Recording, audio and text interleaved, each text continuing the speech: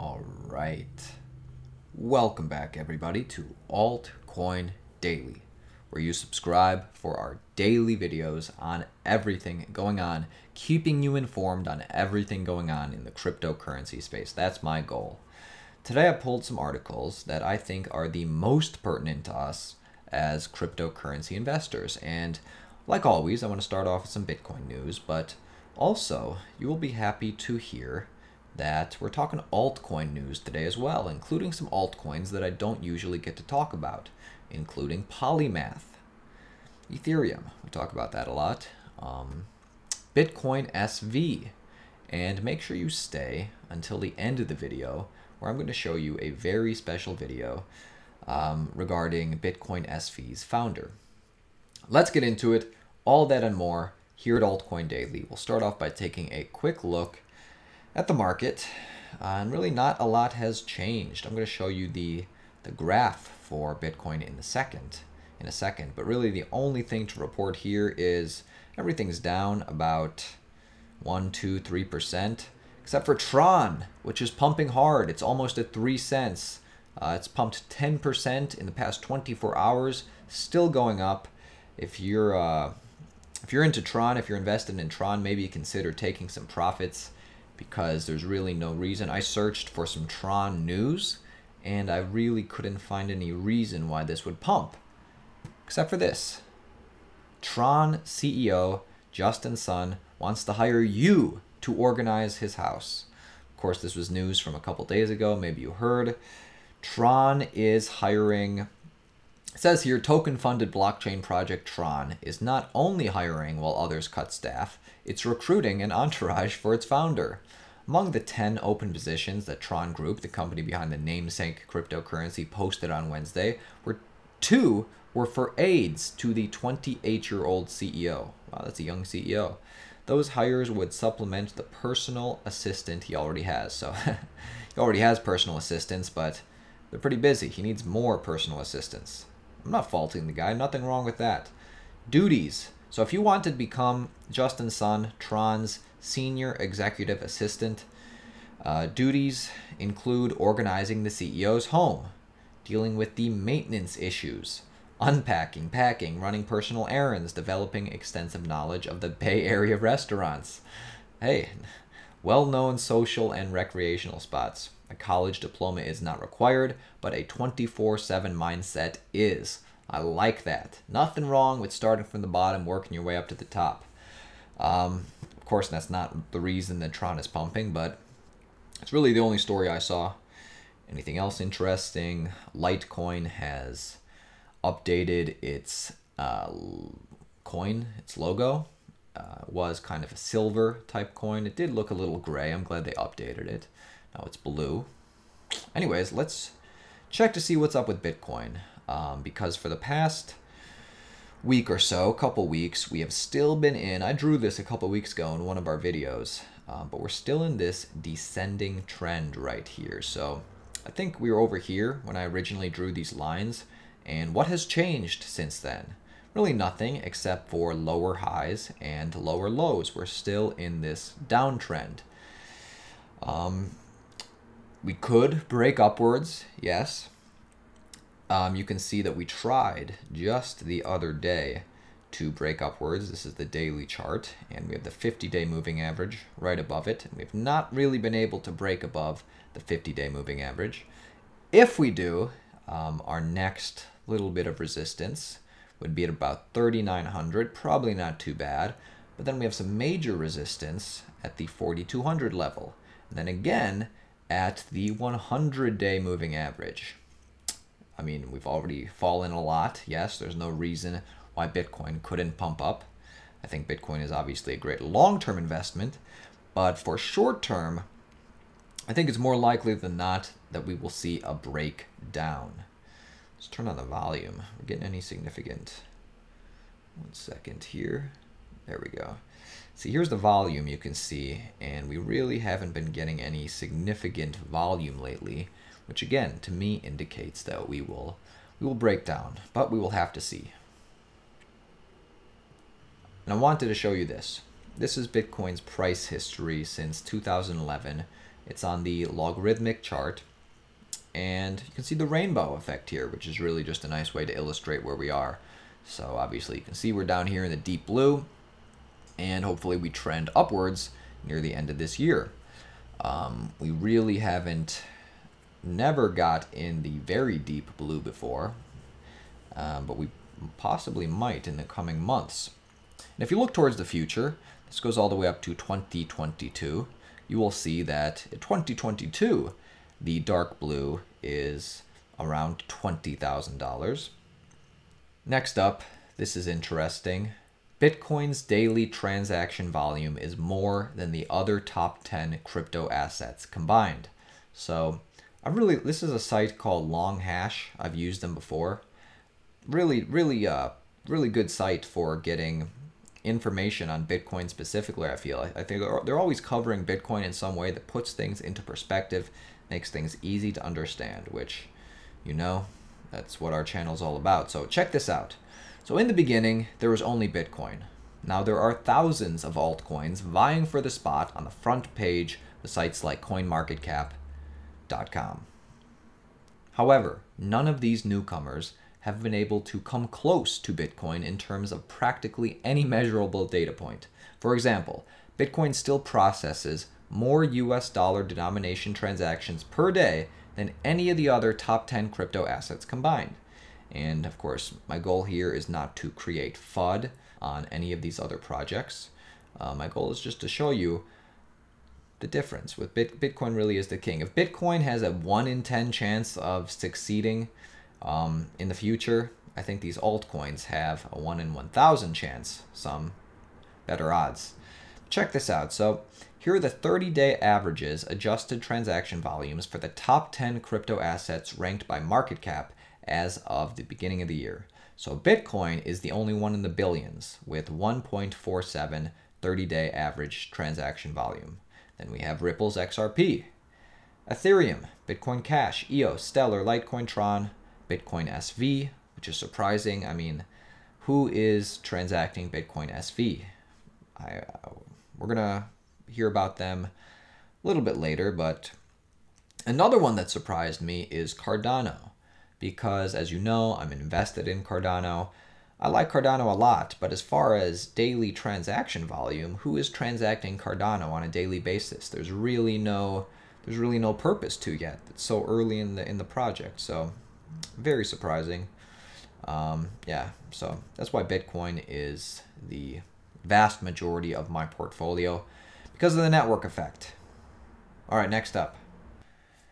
This next story is another reason why I say we are in the early days of a cryptocurrency revolution. And I know things are clunky now, but just like how the internet improved from 1992 to 1999, things in cryptocurrency are going to vastly improve.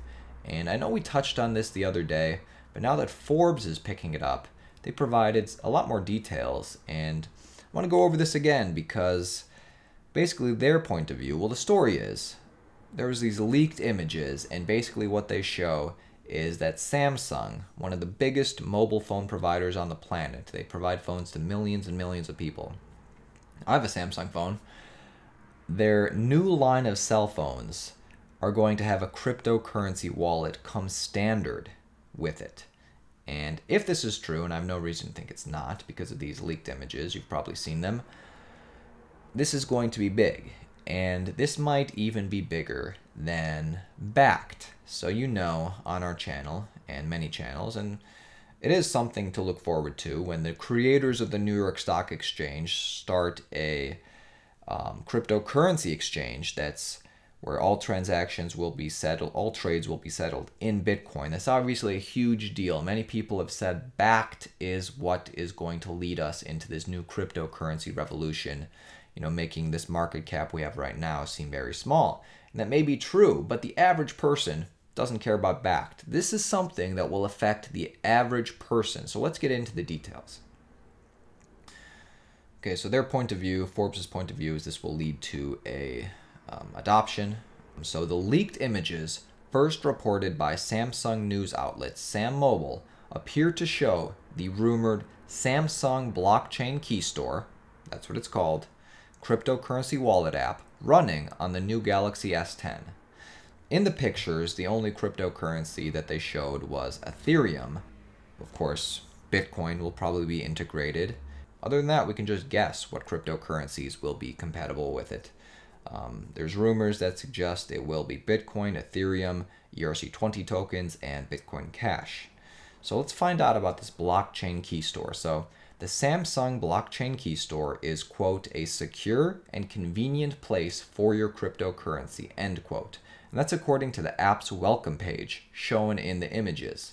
They also show Galaxy S10 users will be able to import an existing cryptocurrency wallet or create one. That's really interesting. I wonder what wallets you'll be able to import.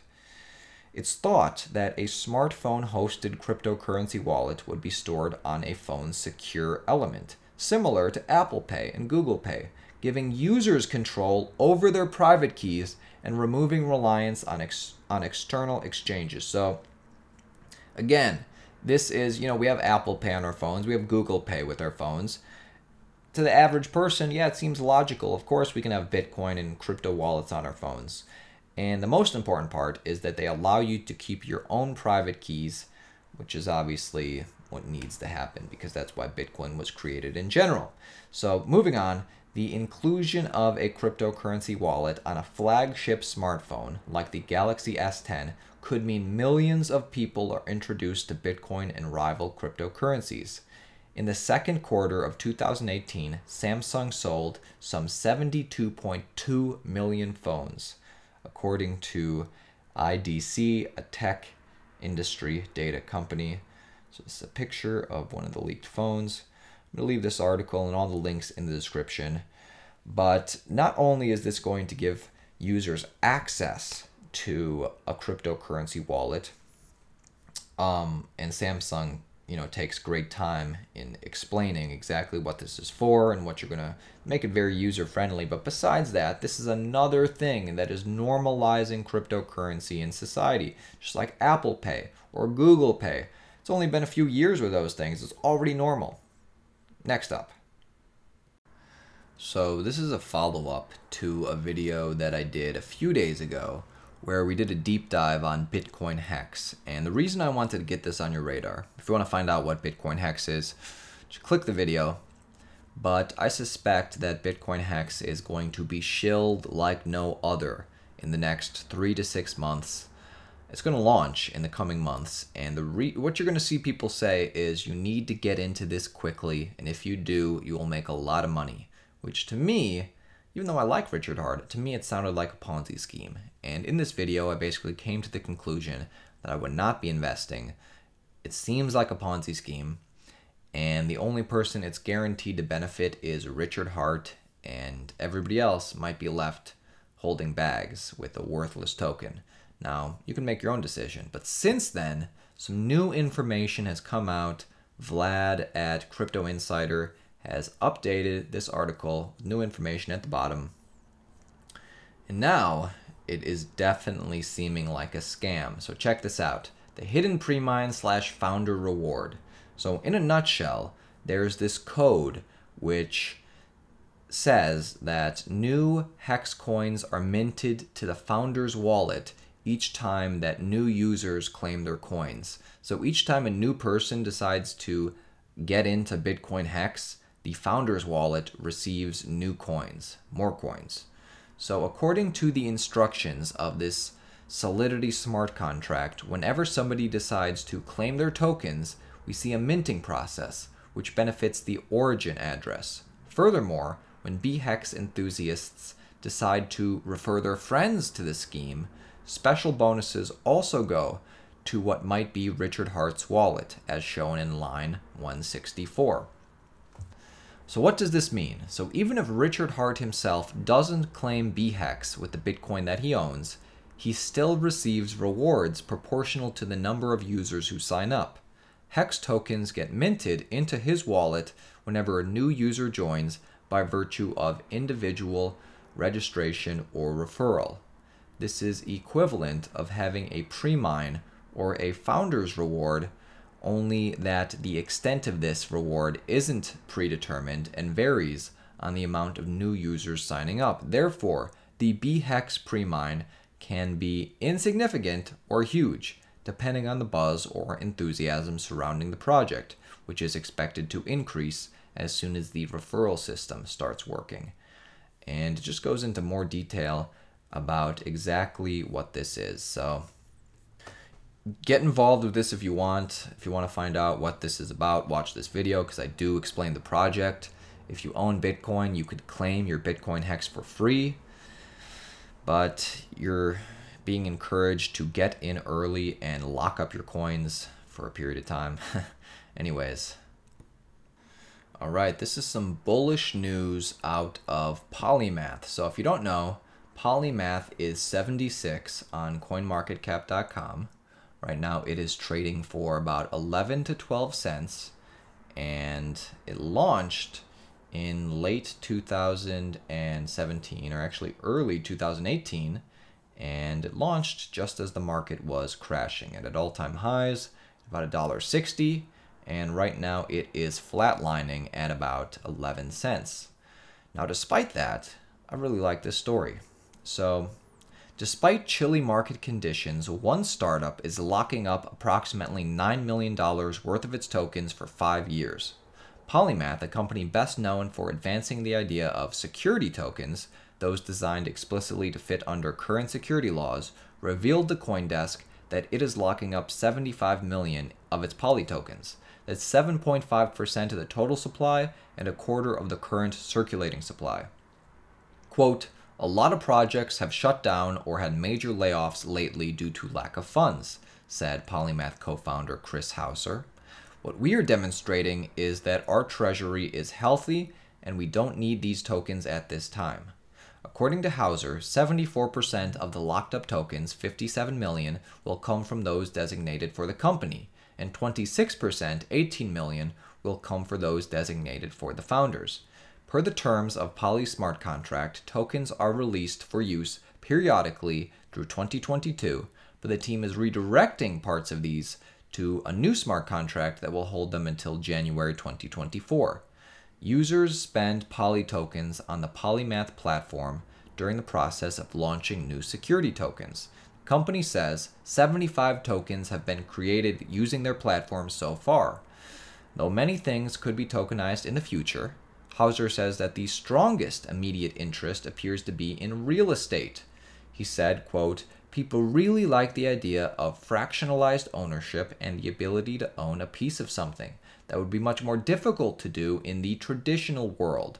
With more real estate-based financial products on blockchain, there will be a greater ability to bundle these products to go long on certain areas and short on others." He said, "We are a company and founders who are committed to the project long term." And that really is what they're doing when they lock up their tokens. I have no idea, how much profits they took back in the day. It's possible they already got rich with this thing, but either way, let's assume the best. They're basically saying, hey, we have skin in the game. We know that the market is down right now, but we're committed to this not only through 2022, but also through 2024. And although I have no idea if Polymath is going to be successful, I do think that this is another area where cryptocurrency is really going to thrive in the future, and that's being able to tokenize certain assets that you weren't able to tokenize before. All right, so we're basically done with the video. Do stick around till the end. I want to show you this other video, but I actually want to skip this story on Ethereum. Really wasn't that newsworthy anyway. Basically, the story was Vitalik and the Ethereum 2.0 team recently took to Reddit to do a 12-hour Ask Me Anything, and this is something I like. I like when the founder and I like when the developers get out there and answer the questions for the community. So I'm not faulting them for that. I just want them to scale, and that's still years away possibly. So we'll see. I'm rooting for Ethereum. I know a lot of people in our audience are rooting for Ethereum, but some of the answers were, like a question was, what do you have to say to people who are hesitant to build on top of Ethereum today, taking into consideration that Ethereum 2.0 will take over in a few years? So why would people build on Ethereum 1 now when building on Ethereum 2 will be totally different? Why would anybody do 1 now? And Vitalik's answer was, well, hopefully at that point it will become clearer how to build applications in such a way that they could be redeployed on a 2.0 chain. At least that's my hope. So again, 12-hour AMA, not a lot of solid answers. Will they be able to scale? That remains to be seen. You know, in the meantime, although Ethereum has first to market advantage, maybe we'll see something like Cardano or Neo, you know, really take control. We'll see. Anyway, I wanted to skip that story. Really what I want to finish with, and we're not really going to touch on this too much either, this is good news for BitcoinSV, the first news I've ever seen on BitcoinSV besides when it first got hard forked. So we're not really going to get into it that much. It's bullish news for BitcoinXV. BitcoinXV is something I will never own or transact with. And the reason, BitcoinSV is a hard fork of Bitcoin Cash, which is a hard fork of Bitcoin. And they're both leeching off the Bitcoin name. And they both believe to a certain extent that they are the true version of Bitcoin. Personally think they're money grabs for Roger Ver and Craig Wright. And the reason I won't be using them is because their only use case is that of Bitcoin, which Bitcoin is supposed to be, you know, money that gives power back to the individual. That's for the whole world. And Bitcoin's main feature is that it is decentralized and has no single point of failure. It cannot be shut down by a third party or a government. And that's where you lose me on Bitcoin Cash and BitcoinSV, because they're very much more centralized and can be shut down by a third party or government. So truly, is there anybody into BitcoinSV? Let me know in the comments. And I want to leave you with, this is pretty interesting. This is another reason not to like BitcoinSV or Bitcoin Cash. So this is Craig Wright. He used to be part of the Bitcoin Cash team. Since then, he is now the founder of BitcoinSV. And this guy's a real tool. And I talked about this video before. A lot of you said you hadn't seen it. So this is Craig Wright claiming to be the original creator of Bitcoin, Satoshi Nakamoto. And it's just cringe-worthy, this video. This guy, although he was in the early stages of Bitcoin, I'm not really sure what his exact involvement was, but now he's claiming to be Satoshi Nakamoto. And I'll let the video speak for itself. I mean, the video is pure cringe. My name is Craig Wright, and I'm about to demonstrate a signing of a message with the public key that is associated with the first transaction ever done on Bitcoin. And who does the world think did that first transaction? What's the name associated with that first transaction? The monkeyer is Satoshi Nakamoto. So you're going to show me that Satoshi Nakamoto is you? Yes. Some people will believe, some people won't. And to tell you the truth, I don't really care. But you can say, hand on heart to me, I am Satoshi Nakamoto. I was the main part of it. Other people helped me. Why did you feel, though, that you had to come out? And why did you feel you had to keep secret for so long? I would prefer to be secret now. I don't think I should have to be out there. There's nothing owed to the world where I have to come out and say, I am X, I am Y. I mean, no one needs to do that. It is my right not to say I did something. If I release a paper that actually benefits people, why do I have to actually take credit for it? Why do I? Wouldn't you be proud to be known as Satoshi Nakamoto? Yeah, but that doesn't mean I have to bounce around in front of TV cameras. You could say you've invented something amazing and that you want to say, I am the man who invented this. I want to work. I want to keep doing what I'm doing, and that's what I'm going to do. And I don't work and invent and write papers and code by coming in front of TVs. I don't want money, I don't want fame, I don't want adoration, I just want to be left alone.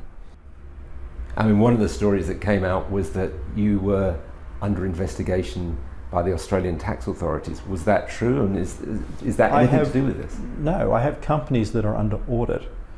The reason for that is we have told the ATO everything. We have told them about the tax issues and implications. We actually put in everything with the auditors. We were using KPMG and a number of tax lawyers at the time, and we had internal audit, and we supplied that to the tax office so that we could try and pay the correct amount of tax. And because no one understands Bitcoin very well, and no one understands it, the timing or anything like that, then it's still an ongoing matter. So we have lawyers negotiating how much tax I owe. Because people assume that Satoshi Nakamoto must be fabulously rich. The inventor of Bitcoin must have vast stores of Bitcoin and therefore be incredibly rich. What matters isn't how much I have, it's when I use it. Because I've got an asset class that has gone up in value, doesn't mean I pay tax on it now. I pay tax when it's deployed, only on the bits that are deployed, no more. And are you planning to deploy, as you put it, any of that Bitcoin? I've deployed enough and I'm happy where I am. I'm not looking for money, and this is one comment I want to make to people. I don't want money, I don't want help. And I'm categorically going to say this, and I'm making sure that things are being put in place with lawyers and whatever else. If anyone puts me up for awards or anything like that, I will never, ever accept a cent. Ever. If you put me for a Nobel Prize, if you put me for an ACM Turing medal, if you put me up for some honor, I will never accept a cent from any of you for anything. Why now? Why have you decided to identify yourself as Satoshi Nakamoto? I didn't decide. I had people decide this matter for me. And they're making life difficult, not for me, but my friends, my family, my staff. I have staff here in London, I have staff overseas, and they want to be private. They don't want all of this to affect them. And I don't want any of them to be impacted by this. None of it's true. There are lots of stories out there that have been made up. And I don't like it hurting those people I care about. So I'm going to do this once, and once only.